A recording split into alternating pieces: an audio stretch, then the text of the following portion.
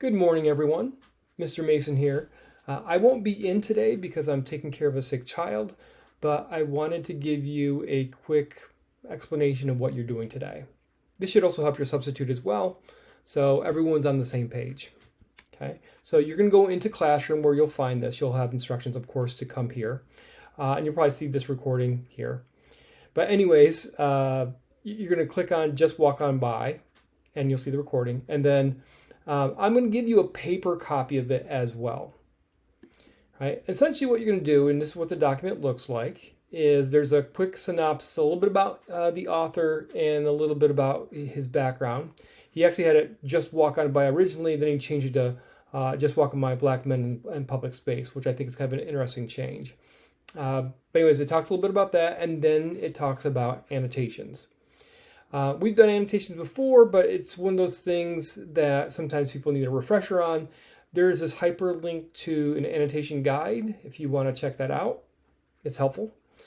But essentially, you're going to be annotating for your understanding of the perspective of the narrator. It says who he is and what is his perspective. What insights can you glean from the story, right?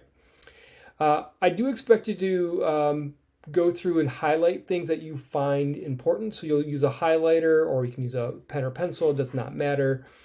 You're welcome to use my highlighters that are in the classroom. You know where those are. And then I do expect also some kind of note to correspond with whatever you highlight. Okay. I don't expect it to be necessarily filled completely, but I do expect 3 to 4 probably per page as you go through this. They don't have to be super long notes necessarily, but I need to at least understand what you're trying to do with them. Okay.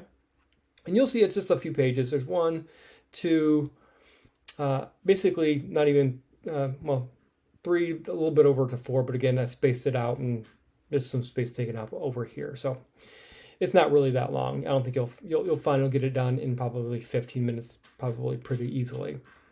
For the remainder of the hour, you are going to be working on these questions in a group. You may work by yourself if you really want to, but usually I say 2 to 3 people.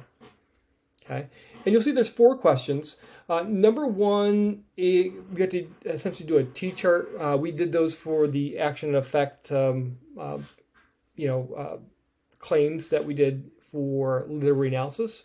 So just to remind you of what those are.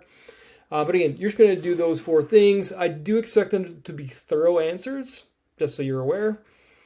So make sure you answer each piece. But again, work together. My attitude is everyone's name is on the same paper as long as you're working together on that. If someone's not working on it, then they should not have their name on the paper. Okay? You should have plenty of time to do this in class. So this is due by the end of the class.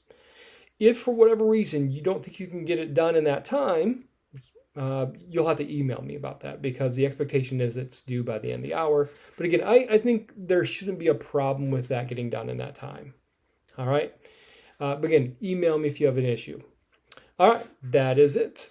I hope that helps and best of luck with getting that done. All right. I'll see you tomorrow.